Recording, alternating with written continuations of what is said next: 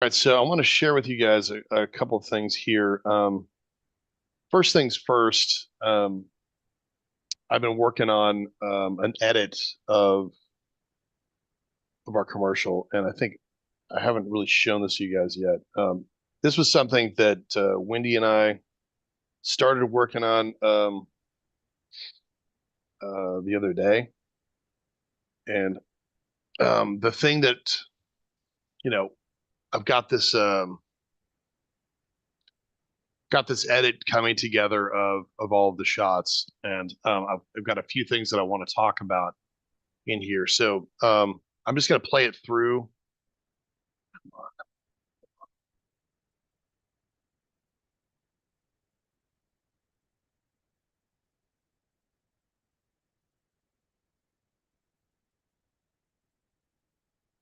I haven't put that one in there.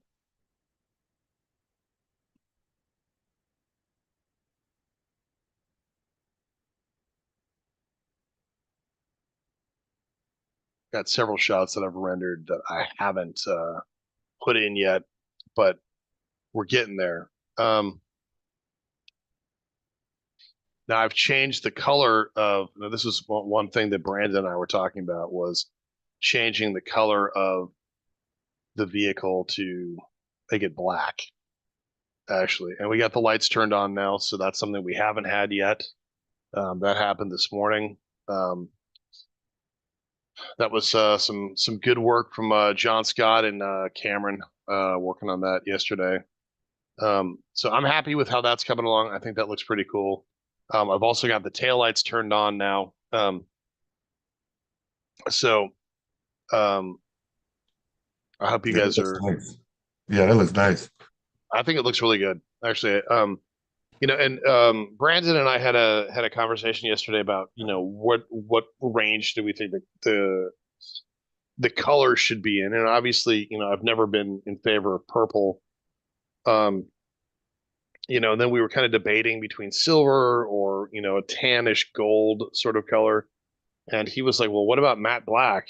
And he's like, "That's how I always kind of saw it," and I'm like, well, "That's a bold choice." But I said, "Yeah, let's give it a shot and see what it is." And I gotta say, on camera, it looks, I think, really nice actually. With because what black becomes is it becomes about the way the surface properties look. Is it shiny, reflective, specular, matte? Um, but what it also does, because it's so dark, it becomes a great background for lettering to pop off, or the lights really pop off the screen now because they're not in any kind of competition with the color of the vehicle. So I like it. I think it's a nice looking choice. You don't see a lot of. I mean, let's see here. You don't see a lot of car commercials. I don't think with black as the choice, but I kind of like this one. I don't know. What do you guys think? Oh yeah, what room? What? I One I more saw time. it as a black too, like I Did don't you? know. Okay. I Okay. saw it as a black. And I don't know, I saw it from inside as a red too, but I know it sounds weird in the morning, but As red. inside red. Like Interesting. black outside and inside red as a special edition. Oh, I could see that. That's neat. Actually, I hadn't thought. I mean, those are really bold. Both of them, black and red, really bold choices. But I don't mind them. I mean, we're not actually selling a car, so if we're making something that looks cool on camera, that's that I like. So um, okay, very cool. I've got a few more shots that I did render. I got to get them into the cut here, but I Mr. wanted to Greg, point. Yeah, go I'm ahead. sorry, like how did you render them? Like full HD, 2K, 4K? I was It's gonna just ask you yesterday that and I forgot. I'm sorry. it's just HD for the moment, but I'm going to go in and I'll crank up the settings so that we get higher quality, better ray tracing, motion blur, that sort of thing. Oh And no, I'm sorry. My question, like the things I have in my Unreal, do you want me to mhm, export them as full HD right now?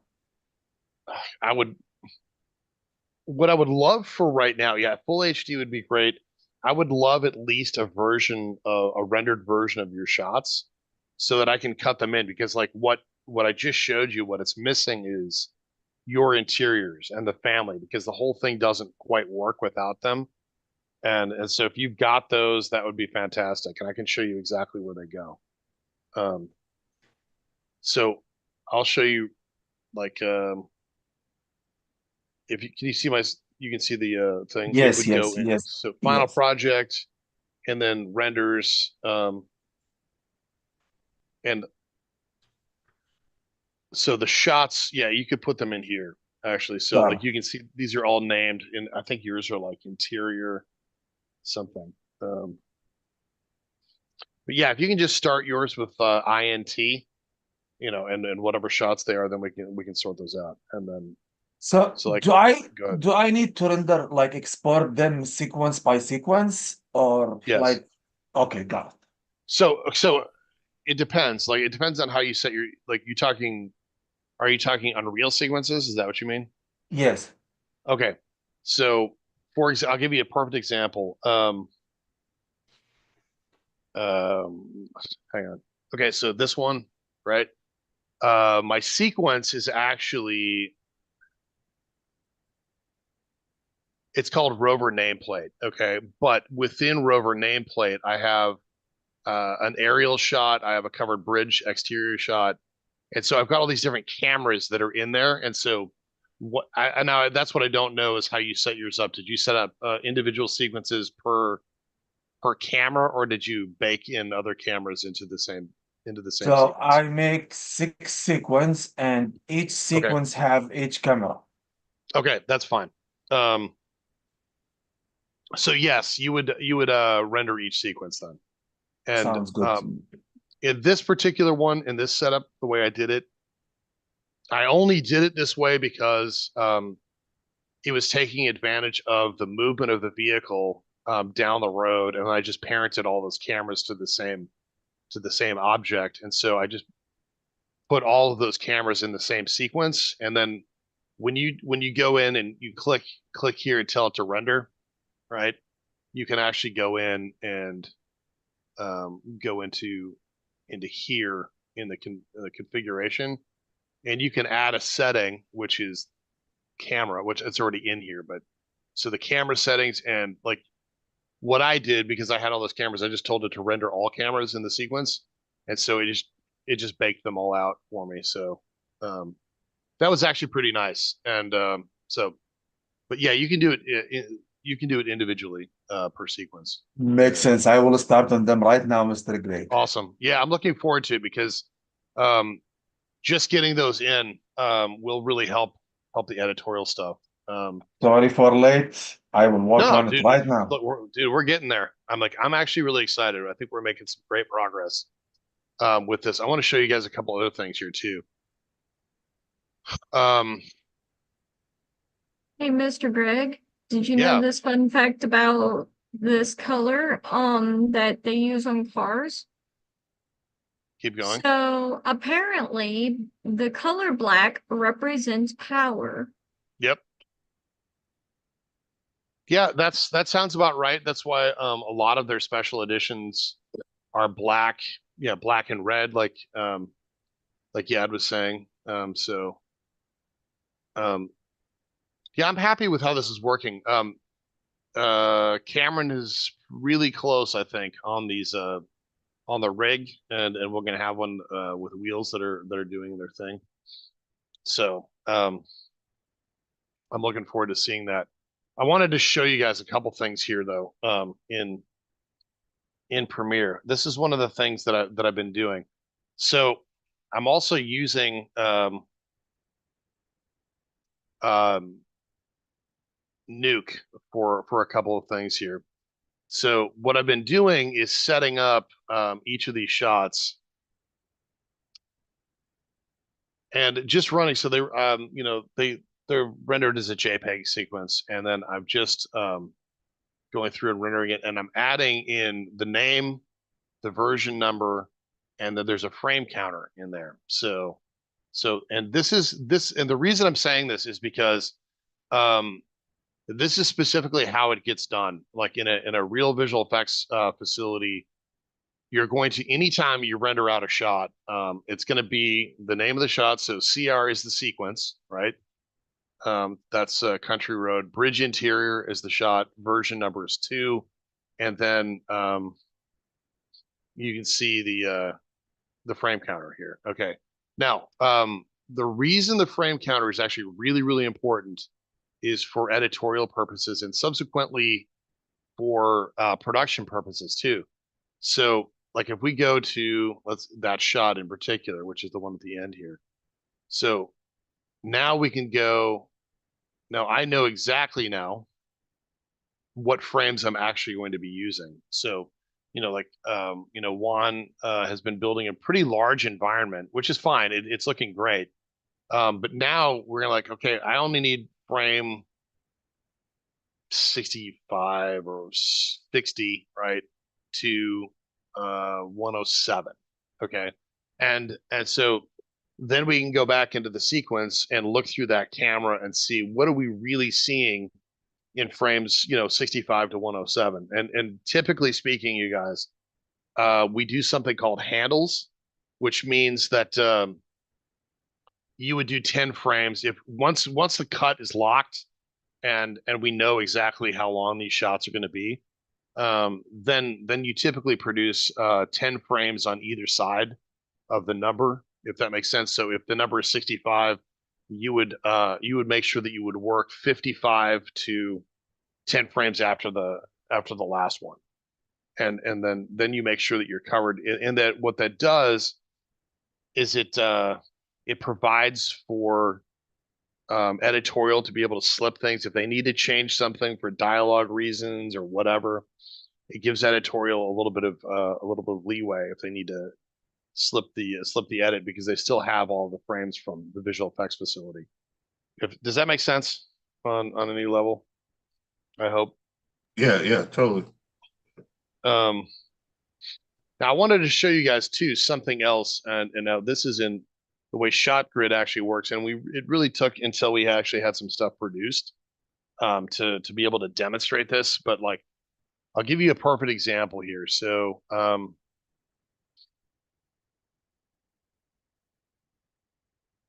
okay, let's say covered bridge aerial. Okay, so I'm just going to go to this shot. Now, one of the things that exists in here are versions. So I don't have any versions for this one yet, but let me show you something. So what I did was I rendered out these frames actually as an MP4. And so I'm going to show you guys this one sec here.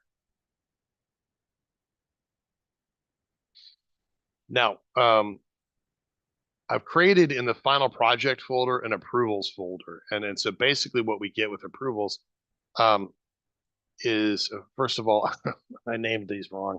Today is the 24th and yesterday was the 23rd, but I thought it was the 25th. So anyway, so yesterday's were the correct ones. But so what's going on here is I've got all these shots that are in here rendered out. These are all my V1s for the shot. So this is my aerial shot, which is this one here, right? So this is my aerial shot.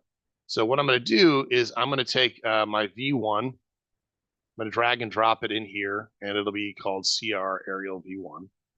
And then I'm going to create that version. And so what this starts to do is it starts to lock in our progress. And so we can see we can see what the progress is. It also gives me and it gives Brandon the opportunity to open up these shots and then make notes on them. Like, and you know how like I like to sketch and make notes and things. I can also do that within ShotGrid. And what it'll do is like when I sketch on a certain frame, like I say, I want light shafts here, put this here. This should be the size of the train here, stuff like that, right? When you make all those annotations on the shots, what ShotGrid will do is it'll do screen samples of all those frames that I've annotated or that Brandon's annotated, and I'll type in a note and I'll tell you all the things that want to change in there, and then I'll send it to whoever the artist is that's working on that. So let's say it's Juan. Juan's going to get a message in ShotGrid that has all of these attached, and all the notations make sense because they're baked into the note. It's actually a really useful thing. So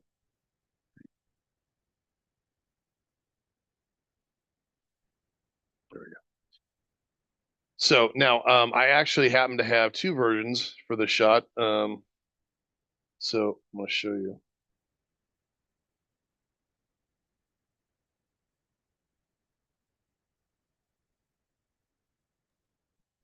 So when So we this play the was video, I'm sorry, Mr. Craig. Go When ahead. we No, play go the ahead. video back, when you play that video back, it's gonna have the edits in there, like for the notes and stuff, or You're gonna get notes like and you'll be able to see the shot and how it works. okay. Where's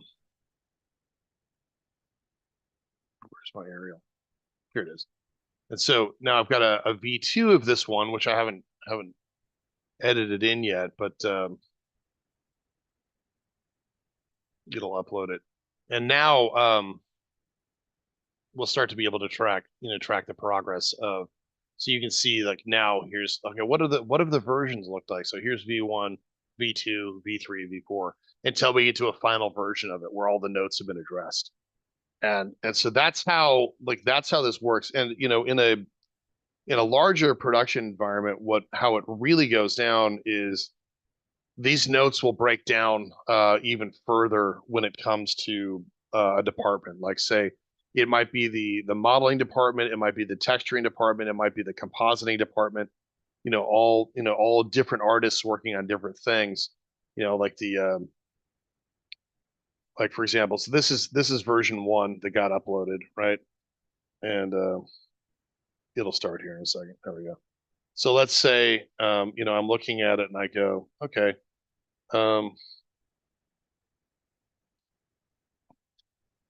See if I can add notes here.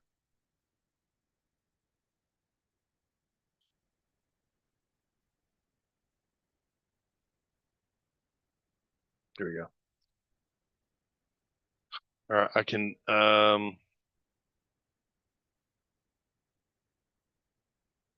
used to be able to like I can sketch on here like something along those lines. Move it faster. There used to be a place to put in text. Oh, here we go. Yeah, change color, right? Here, something like that. As an example, that doesn't mean anything. And then I would say, so over here, I would say, make color better. Those are my least favorite kinds of notes where they give you no specifics. Just make it better. Oh, cool. Yeah, absolutely. Thanks. Um, and then, I would send this to Juan. And now what it's doing is it's uploading this frame that I just annotated. And now Juan, you'll get on your end, you'll get some note on that, which doesn't mean anything in particular, but I'm just kind of showing you that's how it all works. Now, the other thing that I'm going to do is I'll start editing, like rendering out edited versions of this, and then our dailies will start to become more based in ShotGrid rather than me showing you what's going on in Premiere. And that way, you guys can see, you'll always have a cut of this that you can look at. So you guys can always go to ShotGrid and open up the edited sequence of it and see where we're at with current versions of things. And so that is the intention of the way ShotGrid is really supposed to work.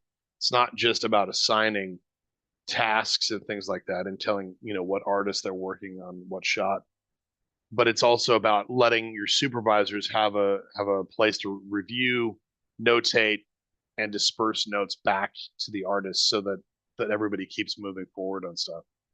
Does that make sense? Sort of. I hope for everybody. Yes, sir. I got Yes. the note. It's it's really an important part of the process because I think I've told you guys this story, but like, just working on Conan the Barbarian, which was many years ago. I do remember when we flipped over 200,000 hours of just human effort on that show, and that was just for two visual effects facilities working on shots for that show. And Yeah, it was crazy. it was nuts, yeah. And the thing about it was that you know facilities can go out of business, really quick if they can't manage um, a team and can't make sure that they're all on task going down the right path. They can go out of business. And I've seen on my day, I've seen really really good visual effects facilities go out of business because of cost overruns and things like that. And this is theoretically how you manage a large staff or a small boutique staff of people, making sure that people are still doing what they're supposed to be doing, and on task and on budget and all that stuff. So anyway, so that's kind of for the moment. That's the stuff that I wanted to share. Did anybody else have anything? Um, Joe, I don't think I saw you yesterday. Um, how are you doing? Yes. We're making progress. Good. Yeah, Um, I could use that bridge. So, yeah. Well, was where we're at. oh, okay, nice. Got some dirt stuff on it. DMI. I like that. Yeah, just scribbled that on there. Um, there's something, so I think I made a mistake in the way I grouped stuff because I've got all these rails together. Okay. Um, but now I've got like all of now it's stacked weird or whatever. I don't know. The UV came out weird. So you see this section Mm-hmm. of like horizontals. That's what's giving it this stripy look. Although, I mean, should be fine, I guess. I think it's gonna work. As And it then there's is. the inside of the roof. I'm not sure how I tried to like just paint on it, but that doesn't really work. Have to wait for the autosave now. It's inconvenient. Okay. I know. Uh, so I for the think I roof, think we'll get away with it because, like, if you saw the shots for yeah, like they're the all interior, yeah, kind of, um, sorry, the no, they're interior. the interior, and then there is a shot that's a little bit at a distance. I mean, I wouldn't mind trying to get another shot of the rover leaving if we could get away with it, but we're kind of running out of time at this point. So, um, Yeah, I I mean think something like that would work, nice, yeah, or over that here would or work even even. exactly that angle or the angle from the other direction, from the other side. Yeah, there you go. It's not too Something bad. like You that can would be hide cool. it. Oh, that's a little like extreme. You can come in though. We can It's a get little away with it. extreme of an angle, but um, yeah, you can get away with Yeah. it for sure.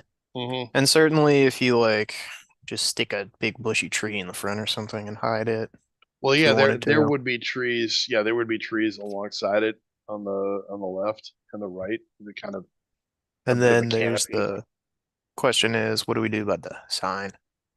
Is one question. And the other one is like, I don't know, does the tiling jump out at you as much, or have I just been Yeah, staring at it for a long time? we'll Because I never kind of see it. don't love it. Yeah. We'll never see it. So Yeah, it'll be moving and it's only there for yeah, 2 seconds or whatever. you'll Yeah. never see it. All right. Especially on the Um, front. I don't know. It didn't come out. I think it's gonna work. I mean, like as it Yeah. is, I think it's gonna work. Yeah. I don't mind the DMI up there, or something of that nature. Um, so Okay. uh, that's working. Can you edit the stroke afterwards? Like, I wonder, make it thicker? I think you can. Um,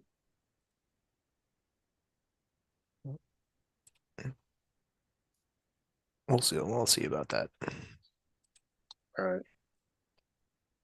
Um, all right, Cody's here. Any other I don't know, any other notes on that actually? Where to kind of No, I just continue or ship it off or time to ship it off because we need to yeah. see it. Brandon, what was the other thing that we were talking about this morning that we needed? License plates. A sticker on the window for state license or whatever, Yeah. Like a brake Um, tag like an thing? inspection sticker. inspection Yeah. sticker. I mean, we could. I mean that one doesn't. I I don't know that you see those in car commercials necessarily, but you do obviously if you were shooting a movie, you would see it. I don't But we do yeah. need a license plate of some sort, I think, and for the front and the back, because that just kind of completes it. And so, Joe, that's something I'm gonna put on your plate if you can do it. Okay. So I don't know, for the sign, I guess we'll just do DMI on it Yeah, somehow I'm good or with that because I don't think for the moment we're gonna see it that much. So yeah, it'll just kind of be in passing by or whatever. okay. And then from there you want me to do the license plates. Yes, that would be awesome. Are we talking European ones, like the ones that European are the thin rectangular ones. You know what I'm and talking about.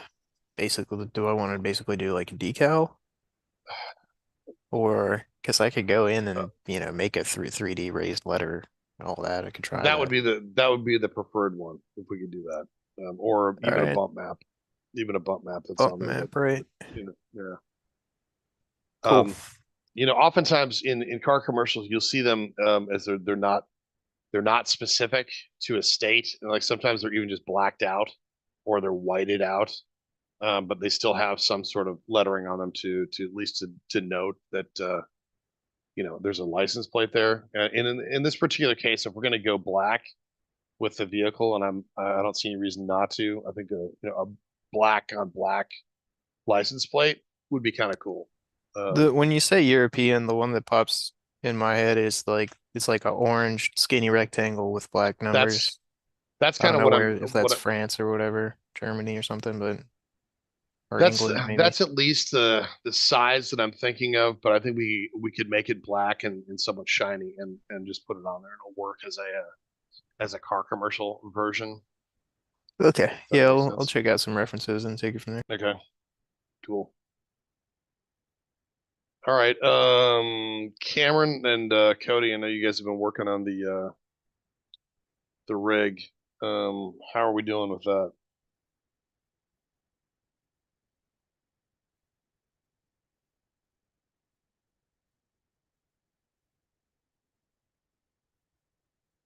All right. I guess I'll ask you guys when